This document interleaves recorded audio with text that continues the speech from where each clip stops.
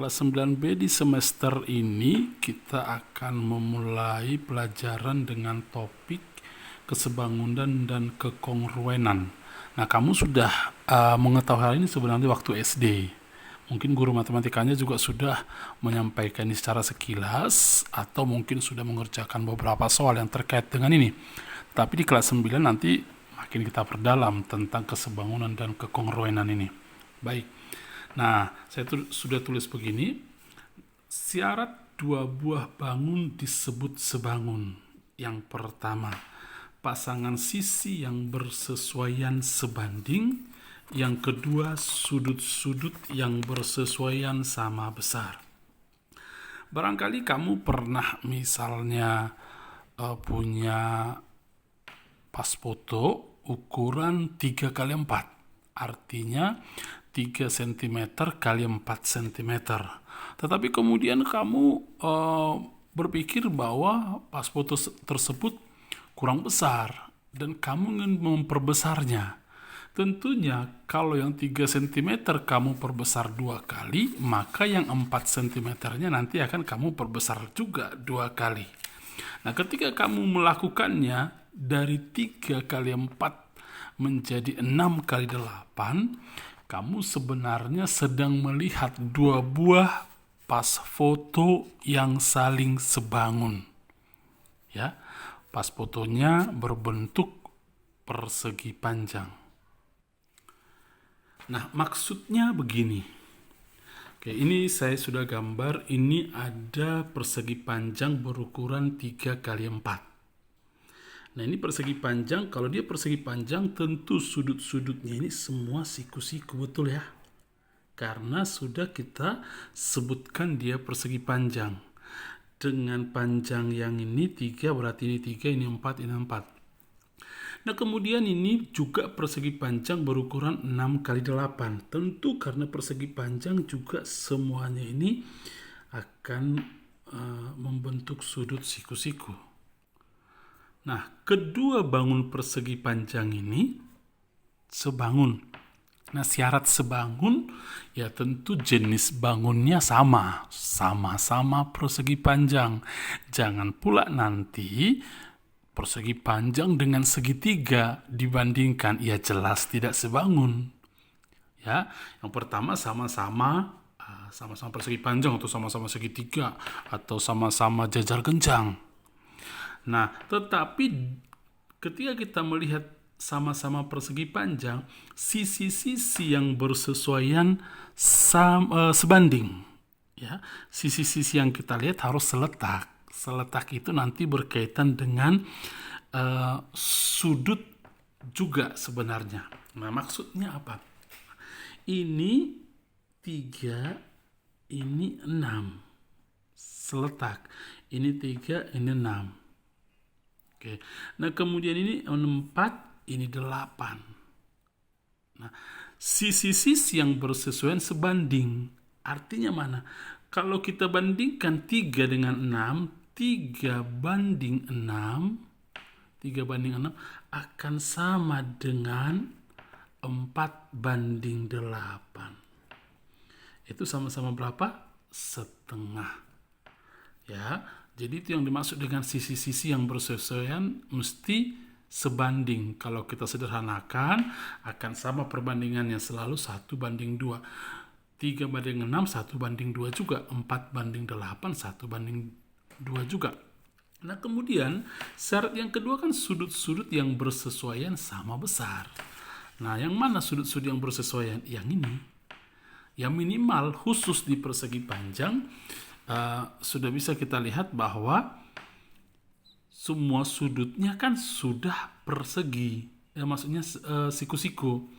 Nah, karena sudah sudut siku-siku ya tentunya tidak terlalu masalah ketika kita mengevaluasi tentang sudut-sudut yang bersesuaian sama besar. Nah, contoh kedua yang ini. Dua buah segitiga ini. Oke. Kita evaluasi apakah kedua buah segitiga ini sebangun. Yang pertama, bandingkan saja dulu sisi-sisi yang bersesuaian. Boleh membandingkannya begini. Oke. Yang pertama kan yang di kamu lihat yang pendek dengan yang pendek di segitiga ini dibandingkan. Karena ini segitiga siku-siku, berarti yang paling panjang sisi miringnya. Kalau kita cari Pitagoras kan 3, 4 pasti ini 5. Kalau ini 6, 8 pasti ini 10 triple Pitagoras ya, waktu kelas 7 apa kelas 8 itu. Nanti kamu buktikan 3 kuadrat tambah 4 kuadrat sama dengan 5 kuadrat itu. Ini juga 6 kuadrat tambah 8 kuadrat sama dengan 10 kuadrat. Nah sekarang kita evaluasi. Kan syarat sebangun itu pasangan sisi yang bersesuaian sebanding. Yang mana yang bersesuaian? Boleh kamu evaluasi dengan cara begini. Yang mana paling pendek di antara 3, 4, 5? 3. Bandingkan dengan per. Yang mana paling pendek di 6, 8, 10? 6. Oke. Kemudian harus sama nanti perbandingannya dengan yang mana yang paling pendek yang kedua? 4. Di sini 8 tentunya ya. Yang paling panjang di sini 5. Di sini yang paling panjang 10. Kalau kita sederhanakan kan 3 per 6 setengah, 4 per 8 juga setengah, 5 per 10 setengah, setengah.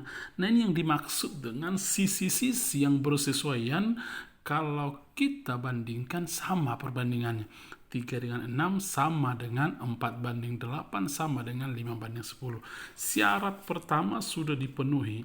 Kadang syarat pertama dipenuhi, syarat kedua bisa jadi belum terpenuhi. Atau syarat kedua terpenuhi, syarat pertama bisa jadi tidak terpenuhi. Maka kedua syarat ini harus dipenuhi. Syarat kedua, sudut-sudut yang bersesuaian sama besar. Yang mana? Sama besar. Caranya begini. Oke. Di hadapan sudut di hadapan yang paling panjang, saya sebut ini ABC. Begini saja sebut ABC. Ini PQR. Oke, PQR. Sudah? Nah kemudian mana yang sama besar? Oke. Di hadapan sisi yang paling panjang. Ini kan paling panjang BC ya. Di hadapan BC sudut apa? Sudut A, 90 derajat ya. Berarti sudut A sama dengan yang paling panjang di depannya siku-siku. Yang paling panjang mana di sini? QR. Di depannya mesti siku-siku. Oke, sudut B. Lagi, di hadapan sisi yang paling pendek kan di sini AC. Di hadapannya sudut apa? Sudut BX ya, kita simbolkan. Sudut B, di sini yang paling pendek juga harus sama besarnya. Besarnya ini sebesar X misalnya. Di sini yang paling pendek mana? PQ 6. Berapa sudutnya? Sebesar X juga, berarti sudut B sama dengan sudut R. Terakhir, kalau dia segitiga kan kalau dua sudut sudah sama besar, maka sudut ketiga pasti sama besar.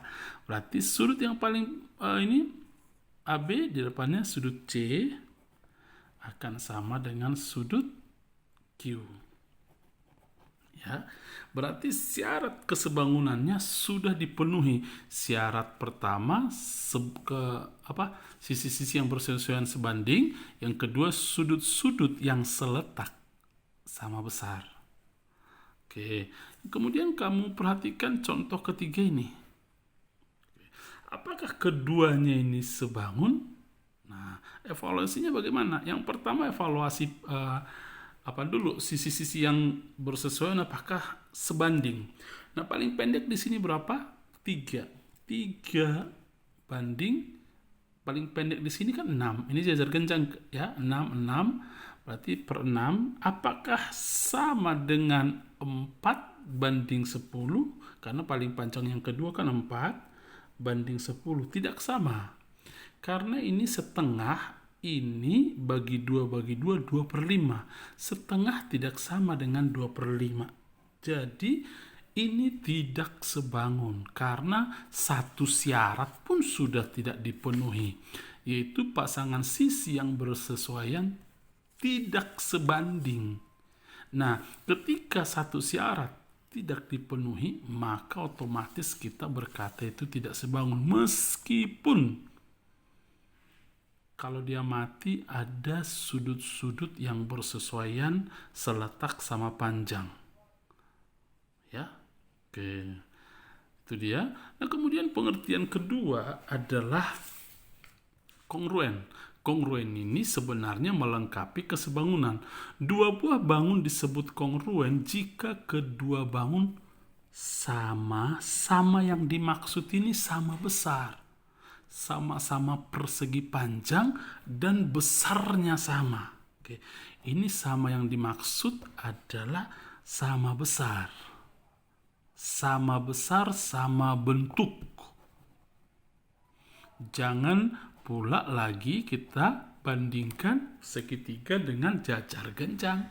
Ya tentu sebangun pun tidak, apalagi kongruen. Nah, yang kedua, sudah sama mereka, sama besarnya dan sebangun. Jadi kata lain dari kongruen adalah sama dan sebangun. Nah, contohnya yang ini saya sudah buat. Nih. Ini persegi panjang, ini juga persegi panjang. Nah, ukurannya di sini 4 kali 5, ini pun 4 kali 5. Ini disebut sebangun juga. Selain sebangun, keduanya ini sama dengan ini, kembar. Nah, maka keduanya ini kongruen. Bisa kamu buktikan dengan cara apa? Lihat aja, 4:4 akan sama dengan 5:5. Jadi syarat sebangun dipenuhi, kemudian bahwa bukan hanya sebangun, bangunnya juga sama. Nah, mana lagi yang kongruen seperti ini? Oke, ini samakah dengan ini? Nah, kita buktikan. Oke, ini 3/4, ini 5. Ini pun 3/4, 5 karena triple Pythagoras untuk segitiga siku-siku. Nah, begitu ya. Nah, dengan melihat hal tersebut, ini kan saya agak balik ini gambarnya sebenarnya. Bangun ini sama dengan bangun ini. Besarnya sama besarnya. Karena ukurannya adalah 3:3 sama dengan 4:4 sama dengan 5:5. Sudut-sudut yang bersesuaian sama juga. Di hadapan sudut siku-siku, di hadapan sisi yang sama panjang, sudut siku-siku yang sama panjang pun sudut siku-siku. Yang paling pendek sisinya di hadapannya simbol O. Berarti di sini saya supaya dia kongruen, ini harusnya ini. Oke, begini ya. Oke. Di hadapan yang sisi panjangnya 4, simbol X besar sudutnya, ini pun simbol X. Maka keduanya ini adalah kongruen. Istilah kongruen adalah sama dan sebangun. Syarat sebangun dipenuhi, kedua bangunnya sama bentuk dan sama besarnya. Baik, itu pengantar. Meskipun barangkali kamu mesti teliti dalam mengamati, tetapi singkat materi kita kali ini cukup untuk memulai pemahaman kita tentang kesebangunan. Kamu catat dengan rapi, kemudian kamu kerjakan soal yang saya kasih. Selamat belajar, Tuhan memberkatimu semua.